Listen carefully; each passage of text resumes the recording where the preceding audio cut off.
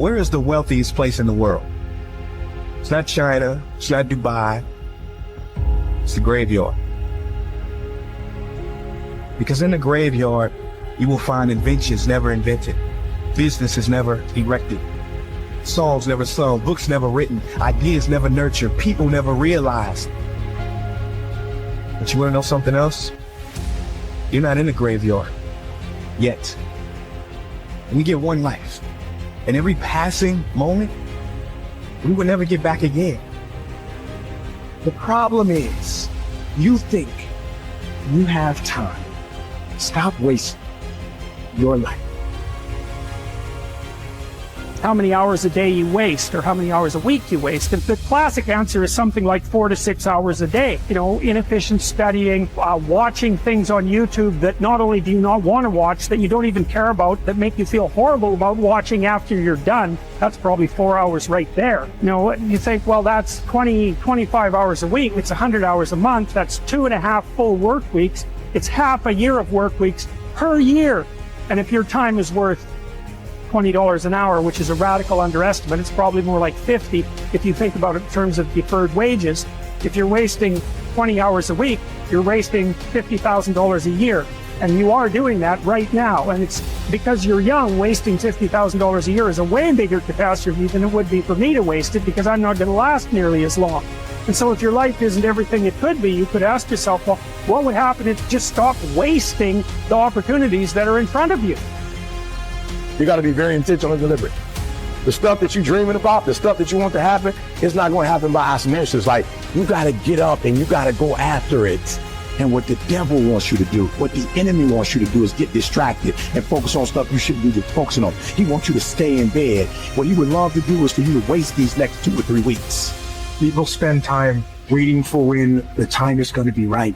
They're waiting for the pieces to fall into place. They're waiting for the planets to align. They're waiting for everything to be all set. It's not going to happen. You want to know when the time is right?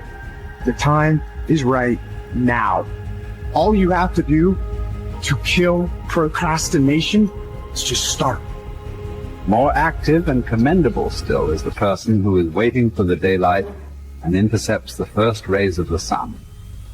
Shame on him who lies in bed dozing when the sun is high in the sky, whose waking hours commence in the middle of the day. You have to dedicate every breath, every ounce of energy, and every thought and effort that you possibly have in your heart to becoming what it is you want to be. Because nothing great comes from a position of comfort. Everything worthwhile, everything that is great comes from being in a position of uncomfortable. Nothing worthwhile is easy to get. Everything is going to make you uncomfortable. Get used to it.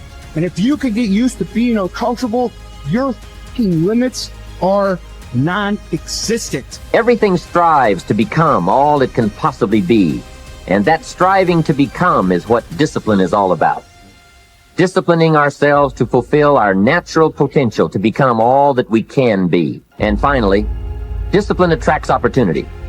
Opportunity is always looking for ambition and skill in action. Discipline taps the unlimited power of commitment.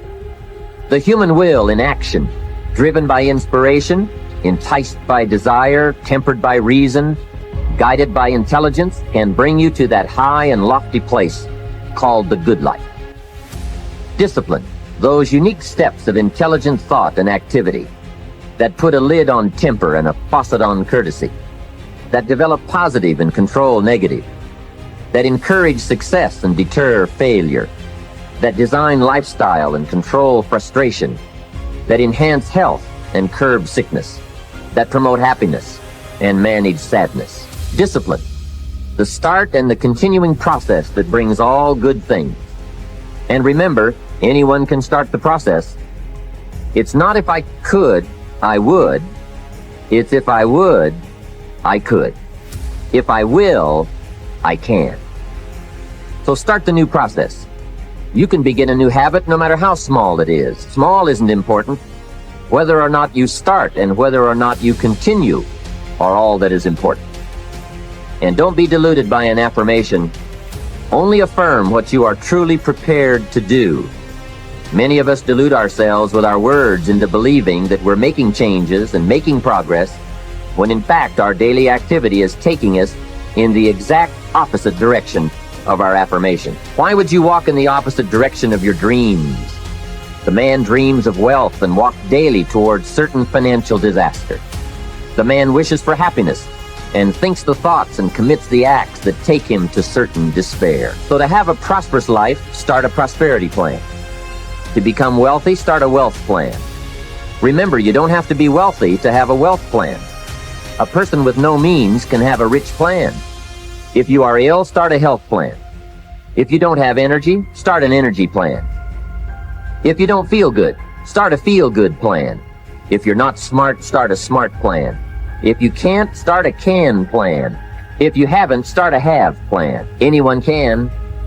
Even a bad person can start hearing good messages and reading good books. Recognize that the start of the better life, the happy life, the wealthy life, is today. This is exciting. Both the process and the result can begin today. Start the new journey today. If you think of a new idea, today is the day to begin the discipline of putting that idea into action. Set this day up as a long, busy, exciting start for your new life. Get your first book for your new library today. Begin your new practice of setting goals today. Start clearing out a drawer of your new orderly desk today. Start eating an apple a day on your new health plan today. Put some money in your new investment for fortune account today.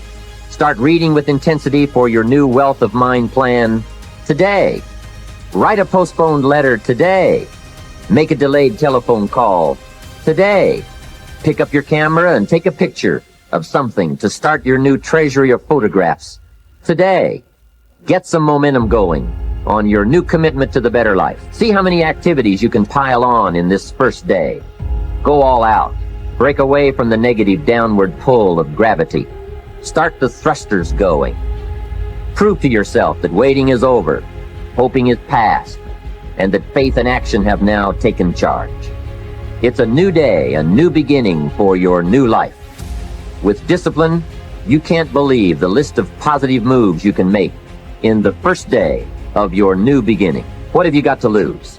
Only the despair and fear and guilt of the past. Only the dissatisfaction and unhappiness and lack of fulfillment of the past. Only the frustration and low self-esteem of the past. Don't let yourself forget how many doctors have died, furrowing their brows over how many deathbeds. How many astrologers after pompous forecasts about others' ends. How many philosophers after endless disquisitions on death and immortality. How many warriors after inflicting thousands of casualties themselves. How many tyrants after abusing the power of life and death atrociously, as if they were themselves immortal. How many whole cities have met their end? Haile, Pompeii, Herculaneum, and countless others. And all the ones you know yourself, one after another. One who laid out another for burial and was buried himself, and then the man who buried him, all in the same short space of time. In short, know this: human lives are brief and trivial. Yesterday, a blob of semen. Tomorrow, embalming fluid, ash. To pass through this brief life as nature demands. To give it up without complaint, like an olive that ripens and falls.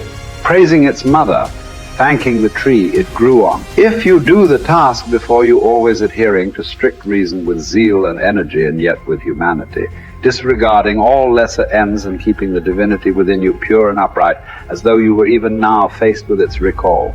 If you hold steadily to this, staying for nothing and shrinking from nothing, only seeking in each passing action a conformity with nature, and in each word and utterance a fearless truthfulness, then the good life shall be yours. And from this course no man has the power to hold you back. Soon you'll be ashes or bones, a mere name at most. And even that is just a sound, an echo. The things we want in life are empty, stale and trivial. Dogs snarling at each other, quarreling children, laughing and then bursting into tears a moment later. Trust, shame, justice, truth, gone from the earth and only found in heaven. Why are you still here? Sensory objects are shifting and unstable. Our senses dim and easily deceived. The soul itself, a decoction of the blood. Fame in a world like this is worthless. And so, wait for it patiently, annihilation or metamorphosis. And until that time comes, what? Honor and revere the gods. Treat human beings as they deserve. Be tolerant with others and strict with yourself. Remember, nothing belongs to you but your flesh and blood, and nothing else is under your control.